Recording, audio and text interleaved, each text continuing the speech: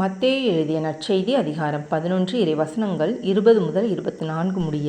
இயேசு வல்ல செயல்கள் பல நிகழ்த்திய நகரங்கள் மனம் மாறவில்லை. எனவே அவர் அவற்றை கண்டிக்கத் தொடங்கினார். கொராசின் நகரே, ஐயோ உனக்கு கேடு! பெத்சாய்தா நகரே, ஐயோ உனக்கு கேடு! ஏனெனில் உங்களிடையே செய்யப்பட்ட வல்ல செயல்கள் தீர் சீதோன் நகரங்களில் செய்யப்பட்டிருந்தால் அங்குள்ள மக்கள் முன்பே சாக்கு உடை உடுத்தி சாம்பல் பூசி மனம் மாறியிருப்பர். தீர்ப்பு நாளில் தீருக்கும் சீதோனுக்கும் கிடைக்கும் தண்டனையை விட உங்களுக்கு கிடைக்கும் தண்டனை கடினமாகவே இருக்கும் என நான் உங்களுக்கு சொல்கிறேன். கப்பர்நாகுமே, நீ வானளாவ உயர்த்தப்படுவாயோ? இல்லை, பாதாளம் வரை தாழ்த்தப்படுவாய்.